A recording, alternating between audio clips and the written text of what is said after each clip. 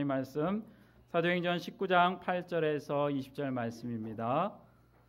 사도행전 19장 8절에서 20절 말씀, 제가 지금 성경 신약 221쪽에 있는 말씀입니다. 사도행전 19장 8절에서 20절 말씀, 우리 한 절씩 교독하겠습니다.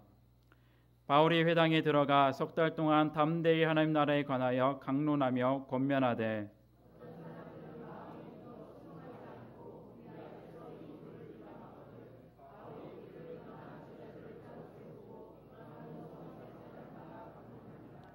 두 해 동안 이같이 하니 아시아에 사는 자는 유대인이나 헬라인이나 다 주의 말씀을 듣더라.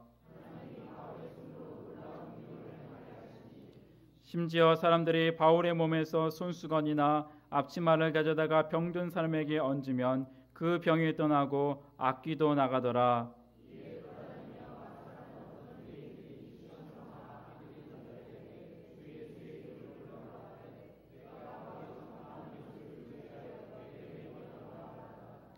유대의 한 제사장 스게와의 7 아들도 이 일을 행하더니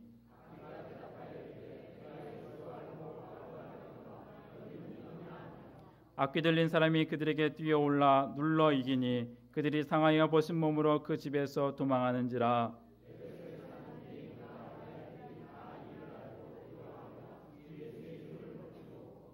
믿은 사람들이 많이 와서 자복하여 행한 일을 알리며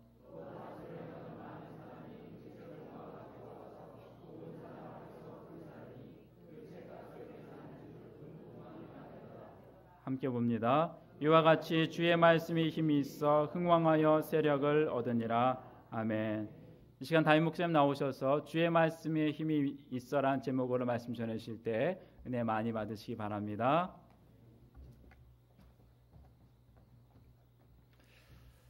오늘 본문의 내용은 바울의 3차 선교 여행 중에 에베소에서 일어났던 큰 부흥의 이야기입니다. 바울이 긴 선교 여정 중에서 제일 심혈을 기울여 사역했던 곳을 한 군데 꼽으라고 하면 이 에베소라고 말할 수 있습니다. 바울의 3차 선교 여행 기간을 4년 정도로 추정하고 있는데요. 그 중에서 3년을 이 에베소에서 보냈습니다. 사도행전 20장 31절 말씀 보면 바울은 이곳 에베소에서 3년이나 밤낮 쉬지 않고 눈물로 각 사람을 훈계했다 그랬습니다. 본문은 에베소 사역에 여러 가지 장애가 있었음에도 불구하고 주님의 말씀이 얼마나 힘있게 전파되어 나갔는가, 세력을 얻게 되었는가 하는 것을 소개하고 있습니다. 바울은 어느 곳에 방문하든 간에 먼저 유대인의 회당을 찾아서 복음을 전했습니다. 이곳 에베소에서도 역시 먼저 찾은 곳은 회당이었습니다. 그는 회당에서 3개월 동안 말씀을 가르쳤어요. 3개월이면 이제까지 바울의 회당 사역 가운데서 가장 길게 사역을 한 것입니다. 담대히 하나님 나라에 관하여 강론하며 권면했다 그랬습니다.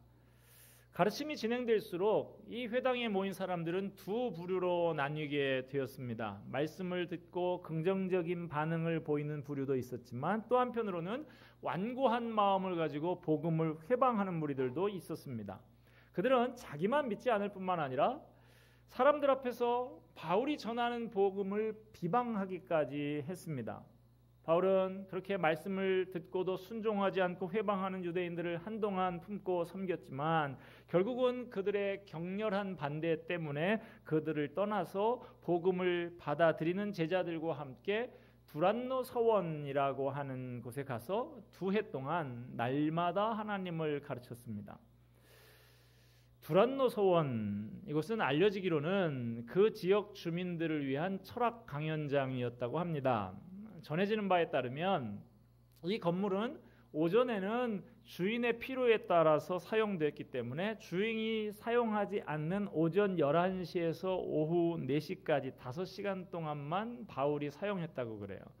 당시 이 시간대에는 시에스타라고 해서 더운 날씨 때문에 이 터키 지역이 굉장히 뜨거운 사막 지역이죠. 이 지역 사람들 대부분 다 이 시간에는 낮잠을 자고 쉬는 그런 시간이었습니다. 사도 바울은 이런 악조건 속에서 매일같이 하나님 나라의 복음을 전한 것이죠.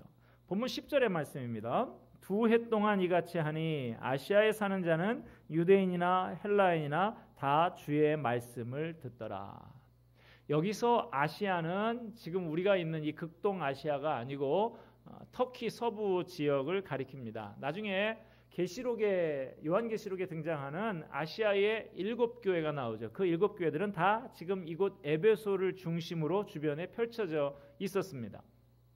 바울이 두란노 소원에서 2년 동안 집중적으로 매일매일 말씀을 가르쳤던 결과 아시아 모든 지역으로 말씀이 확산되고 교회가 세워지는 놀라운 열매가 맺혀지게 된 것입니다.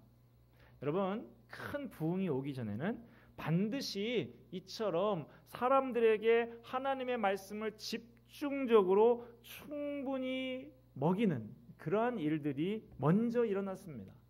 지금 우리 시대에도 마찬가지입니다. 왜 이 시대에 큰 부흥의 소식이 없습니까? 사람들의 심령에 말씀이 충분히 부어지지 않기 때문에 그렇습니다. 우리 2년 전에 저 옆에 드림하우스를 짓고 우리 교회를 좀 리모델링 하는 작업을 하면서 이 앞에 이 시장 골목이 너무 삭막하니까 저 앞에다 그래도 조금이라도 좀 정서적으로 초록색을 볼 수 있도록 하자. 그래서 조그맣게 잔디밭을 만들고 주목나무도 심고 연산홍도 심고 그렇게 했습니다.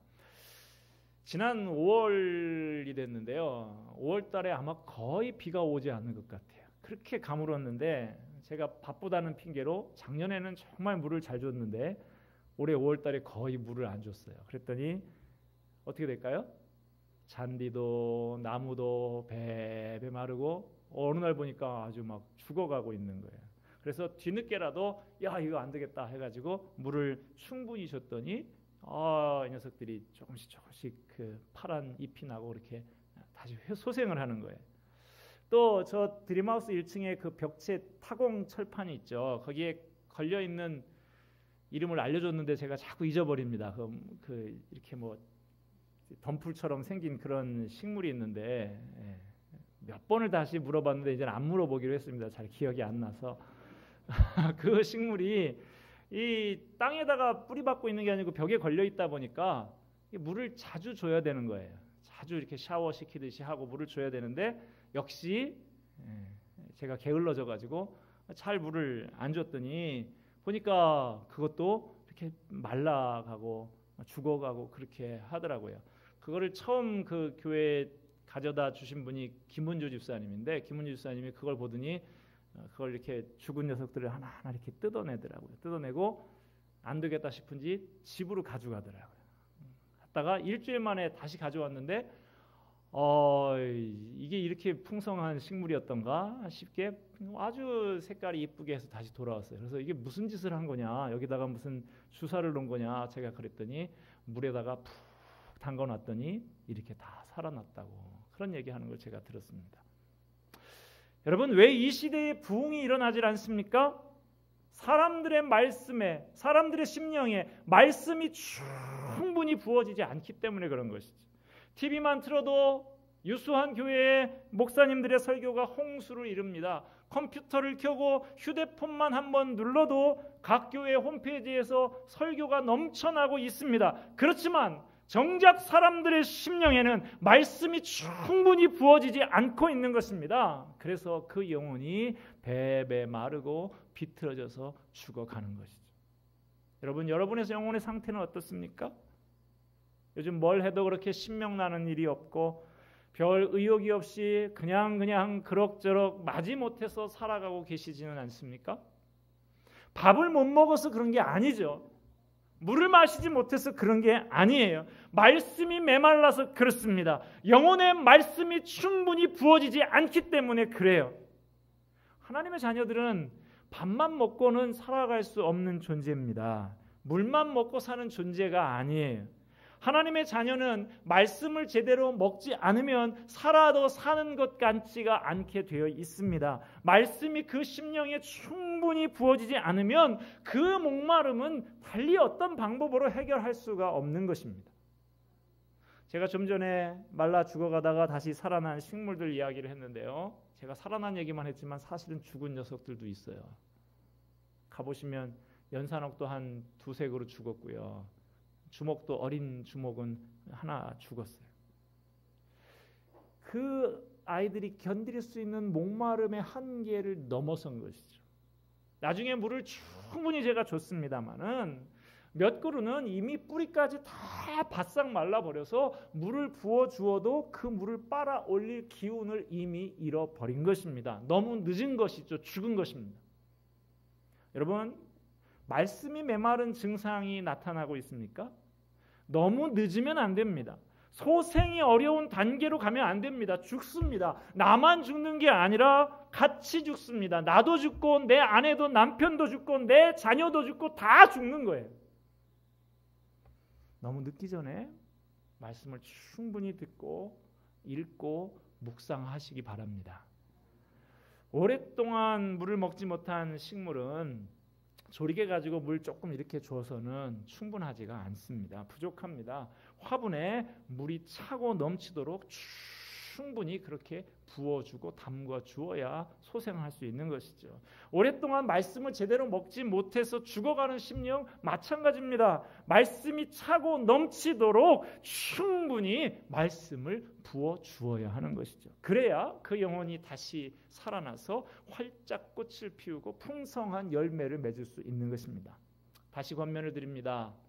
너무 늦기 전에 말씀을 충분히 듣고 읽고 묵상하시기 바랍니다. 여러분의 가정에서 말씀이 자라도록 하십시오. 여러분의 사랑방에서 하나님의 말씀이 꽃을 피우고 풍성한 열매를 맺을 수 있도록 하시기를 바랍니다. 말씀이 집중적으로 충분히 선포되게 한 다음에 하나님께서는 이곳 에베소에서 바울의 손으로 놀라운 능력들을 행하게 하셨습니다. 본문 11절 12절 말씀 우리 같이 한번 읽어보도록 하겠습니다. 시작. 하나님이 바울의 손으로 바울의 몸에서 손수건이나 앞치마를 가져다가 병든 사람에게 얹으면 그 병이 떠나고 악귀도 나가더라. 누가 이 사도행전을 기록한 누가는 이 기적이 바울의 손을 통해서 일어나기는 했지만 그것을 누가 했다고 합니까? 하나님께서 행하신 일이었다라고 분명히 밝히고 있습니다. 그리고 때로는 사람들이 바울의 손수건이나 앞치마를 가지고 가서 사람한테 병든 사람한테 얹기만 해도 낫다는 거예요. 아니 바울이 무슨 설거지를 그렇게 잘한 사람도 아닌 것 같은데 왜 앞치마가 있냐 이렇게 생각할 수 있는데 바울의 직업을 생각하면 됩니다. 바울은 천막쟁이였죠. 천막을 깁고 하는 일을 위해서 이 앞치마를 앞에다 두르고 그 일을 했던 것이죠. 그리고 땀이 많이 흐르니까 손수건으로 닦고 했던 그 바울의 그 천막 공장에 가가지고 뭐라도 없을까 그리고 손수건 땀에 젖은 손수건 들고 가고 그 작업 앞치마를 들고 가서 사람한테 얹기만 해도 병자가 낫다라고 하는 거예요. 여러분 아무리 위대한 사람이라고 해도 그 사람의 물건 그 자체에서 어떤 능력이 나오는 법은 없습니다. 더군다나 그 손수건 그 앞치마 바울이 손수건 주면서 이 손수건 가져가서 병든 사람한테 얹으세요. 내가 너무 지금 바빠서 못 가니까 가져가서 얹으면 다 나을 겁니다. 효험이 있을 겁니다. 이렇게 하면서 준 게 아니고 이 사람들이 그냥 몰래 바울 몰래 가지고 갔던 거예요. 그러니까 이 일은 바울이 의도한 것이 전혀 아니고 바울의 능력이 아니다라고 말할 수 있습니다. 바울이 항상 병을 잘 고치는 능력이 있는 사람이었느냐? 성경을 통해서 확인해 보면 그렇지도 않아요. 바울이 자기 아들처럼 여기는 제자 디모데가 위장병 때문에 고생을 합니다. 그러니까 그에게 우리가 지금 오늘 본문을 생각하면 손수건 하나 보내거나 앞치마 하나 보내면 될 것 같은데 그렇게 하지 않고 편지를 씁니다. 그 내용이 이렇습니다. 디모데전서 5장 23절인데요. 이제부터는 물만 마시지 말고 내 위장과 자주 나는 병을 위하여는 포도주를 조금씩 쓰라. 자, 이제 포도주를 마실 수 있는 근거가 생겼어요. 예. 별다른 소화제가 없던 당시에 뭐 잔탁 이런 거 없던 시절에 사랑하는 제자의 위장병을 안쓰럽게 여긴 바울이 소화에 도움이 되는 포도주를 조금씩 섭취하라고 권면하고 있는 것이죠. 요즘 같으면 매실청, 매실차 이런 거 좀 마셔봐. 그러면 소화에 좀 도움이 될 거야. 지금 이렇게 편지를 사랑하는 제자에게 쓰고 있는 거예요. 또 디모데후서 4장 20절에 보니까 이런 구절이 나옵니다. 드로비모는 병들어서 밀레도에 두었나니. 이 드로비모, 바울과 함께 사역하던 동역자인데 이 동역자 드로비모가 병에 걸렸습니다. 손수건만 얹어도 병을 낫게 하던 그 바울이 그 사람 하나 고쳐주지를 못하고 그 병자는 그냥 밀레도에 남으라고 하고 자기 혼자 선교여행을 계속했다. 그 얘기입니다. 또 고린도후서 12장에 보면 바울 자신의 몸에 있는 육체의 가시, 그것이 뭔지는 정확히 알 수 없습니다마는 질병, 이것이 자기에게서 떠나게 해달라고 주님 앞에 간절히 3번이나 기도했다고 그래요. 그런데도 병이 낫지를 않아서 평생 그 병을 달고 연약한 몸으로 주님의 능력만 의지하면서 살게 되었다라는 이야기를 바울 자신이 하고 있습니다. 이걸 보면 제가 지금 3구절이나 그런 근거 구절을 들었는데 병 고치는 일은 바울의 뜻대로 할 수 있는 일이 아니었고 바울이 병 고치는 사역을 하려고 애썼던 것도 아니다라는 것을 알 수가 있습니다. 그렇다면 왜 하나님께서는 이 에베소에서 바울에게 이처럼 놀라운 능력을 행하게 하신 것일까요? 에베소라는 도시는 마술과 미신의 본거지 같은 곳입니다. 제가 저기 이 수원의 그 지동, 그 순대 팔고 막 그러는 그 근처 동네 이렇게 좀 걸어서 좀 다녀봤더니 웬 이 이렇게 해가지고 뭐 이렇게 뭐 막 해놓은 거 깃발 매단 집이 웬 그 동네에 그렇게 많은지 몰라요. 아, 여기가 수원의 에베소구나. 제가 그런 생각을 했어요. 에베소가 그런 곳이라는 거예요.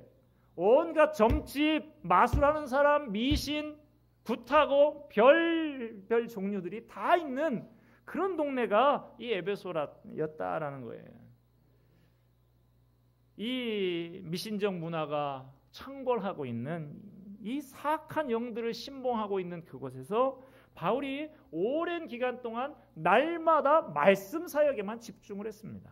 그런데 하나님께서 그 바울이 전하는 복음의 말씀이 참으로 옳은 진리의 말씀이다라는 것을 보여주시기 위해서 놀라운 능력을 부어주셨던 것이죠.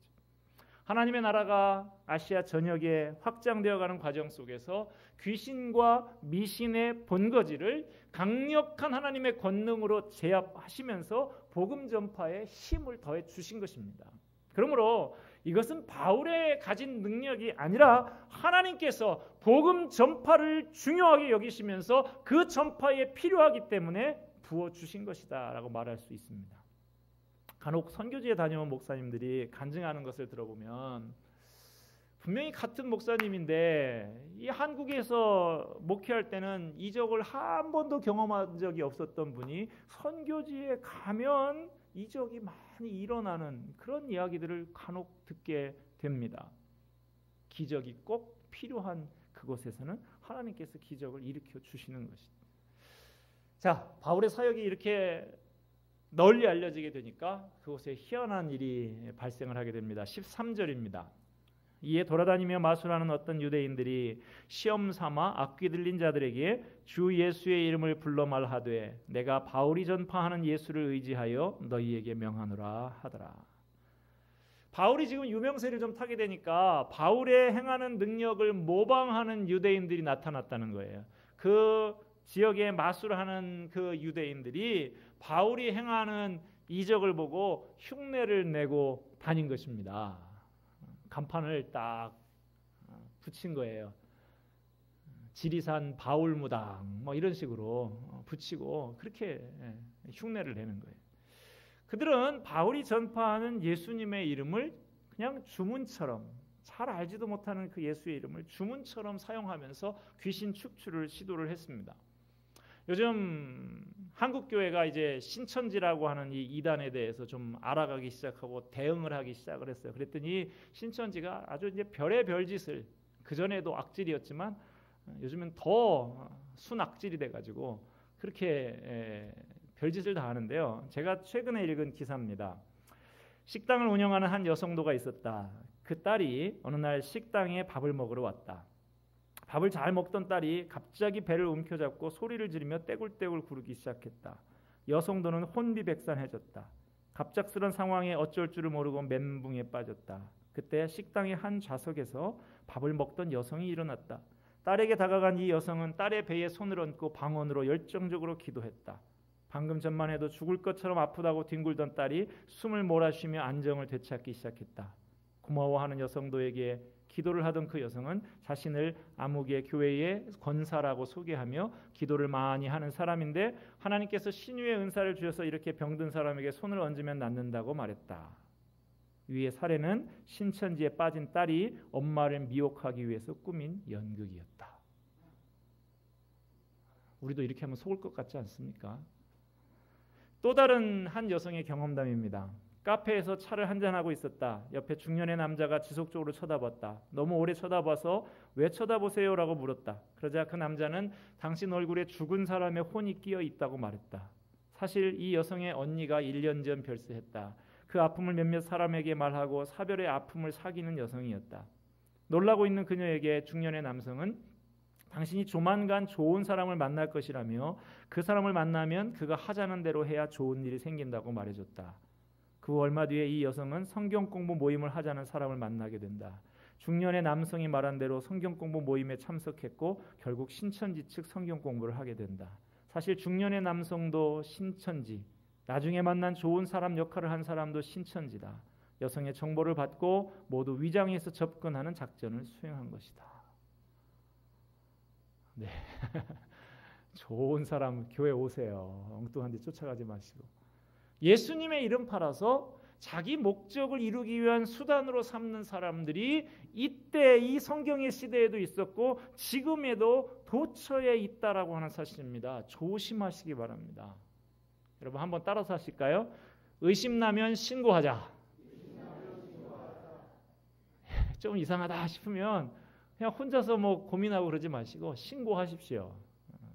조치를 우리들이 알아보고 취할 테니까. 오늘 본문 14절에 나오는 유대의 한 제사장 스게와의 7 아들도 예수님의 이름을 팔아서 자기 욕망을 추구하려고 했던 사람들이었습니다. 그들이 예수님 이름 팔아서 귀신 축출을 시도합니다. 그러니까 악귀가 대답을 해요. 내가 예수도 알고 바울도 안다. 그런데 니들은 뭐냐? 여러분 귀신이 귀신같이 압니다. 이게 진짜인지 가짜인지 귀신같이 알아요. 악귀가 예수님과 그분의 권능을 잘 알고 있습니다.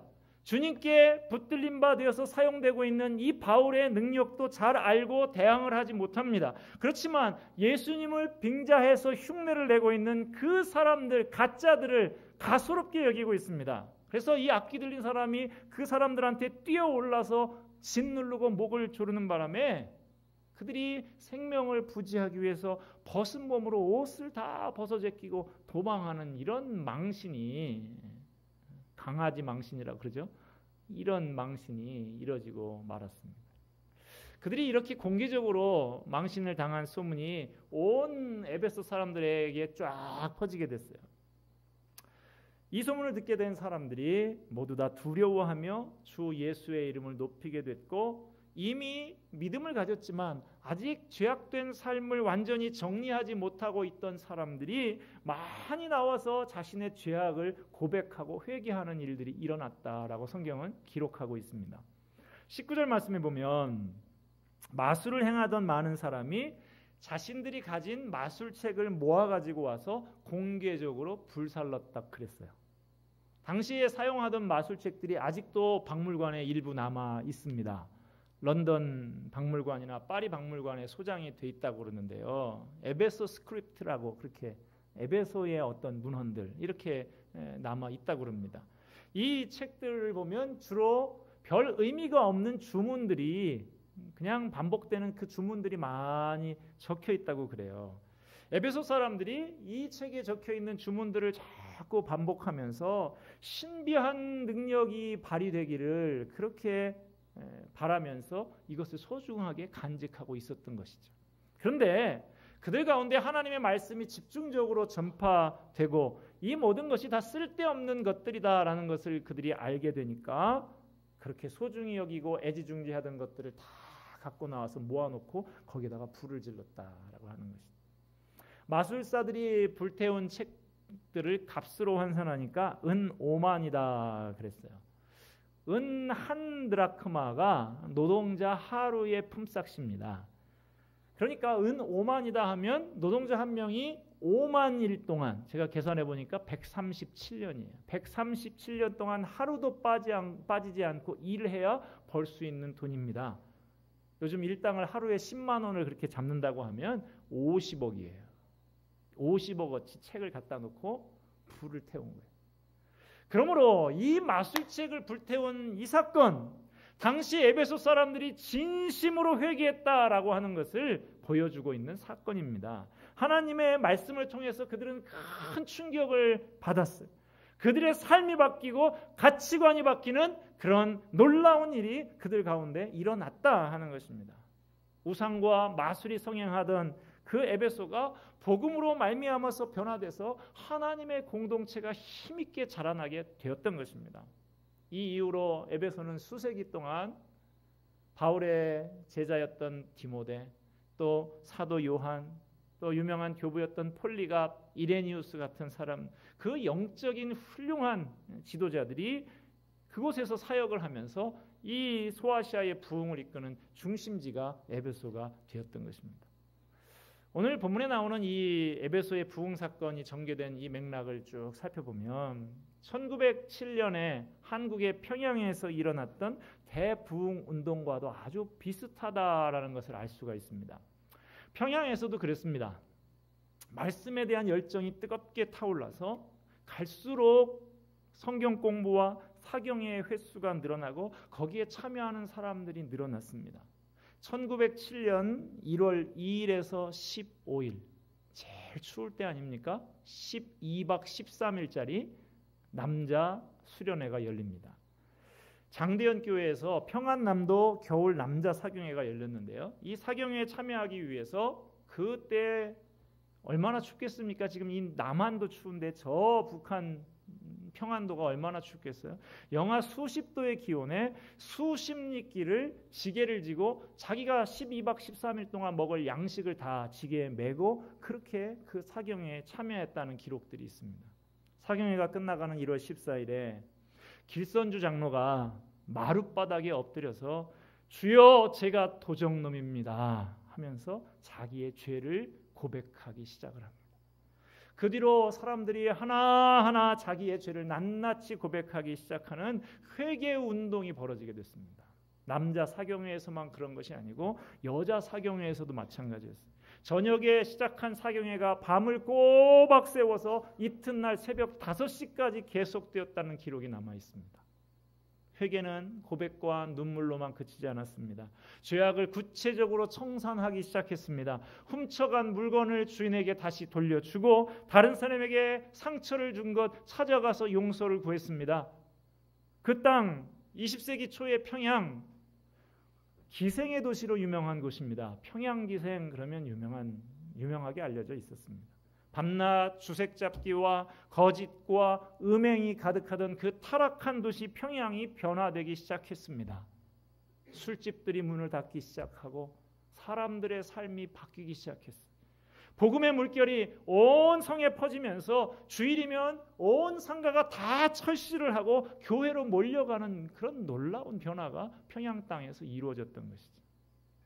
에베소의 대부흥 사건, 오늘 본문에 기록된 이 사건과 평양의 대부흥 운동을 분석을 해보면 공통점이 많이 있어요. 첫째로 복음의 말씀이 충분히 전해졌다는 것이고, 둘째로는 사람들이 공개적으로 죄를 고백하고 회개하는 운동이 일어났고, 셋째로는 그것이 그저 말에 그치지 아니하고 눈물만 흘리고 끝난 것이 아니라 삶의 변화, 가치관의 변화로 구체적으로 일어났다라고 하는 공통된 특징을 가지고 있습니다. 오늘 본문 20절에 누가가 이 모든 사건을 결론 지으면서 적은 한마디가 기록이 되어 있습니다. 이와 같이 주의 말씀이 힘이 있어 흥왕하여 세력을 얻으니라. 이 사도행전 말씀은 이렇게 일어난 놀라운 부흥을 인간이 고안한 어떤 프로그램 때문이라고 적고 있지 않습니다. 희한한 기적들 때문이라고 말하고 있지도 않습니다. 오직 주님의 말씀에 힘이 있어서 가능하게 된 것이라고 말하고 있어요. 에베소 지방의 큰 부흥은 먼저 말씀이 충분히 부어지는 것으로부터 시작이 되었습니다.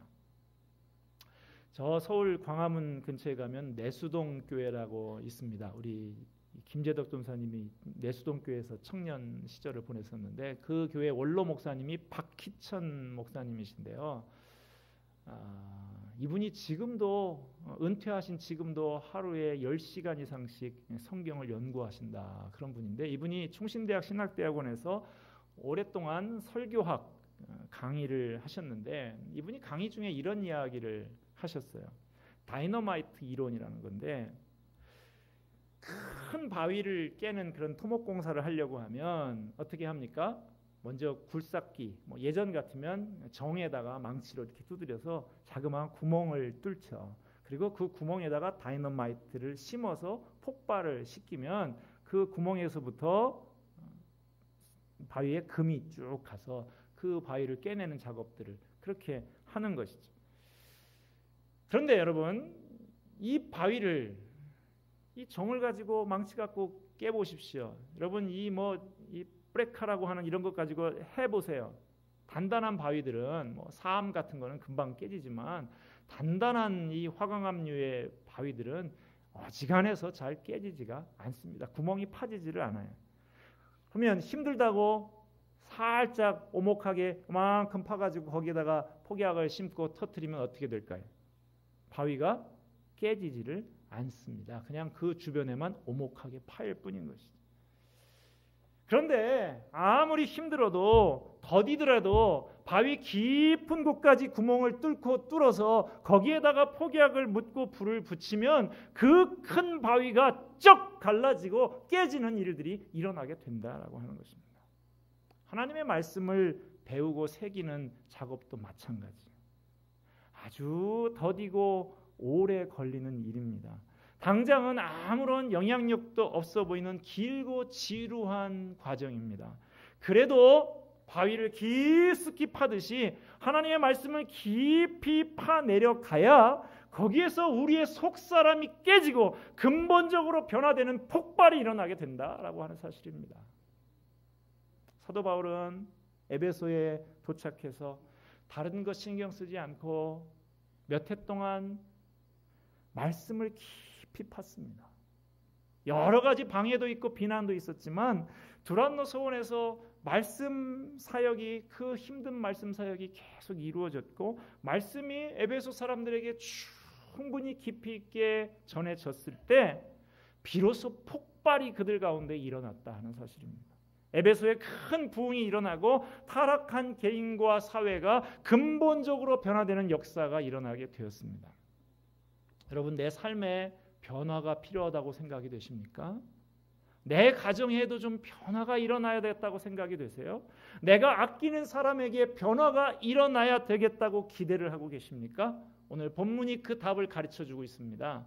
말씀을 더 깊이 파라. 말씀을 충분히 부어라. 그래야 폭발이 일어난다 하는 것입니다.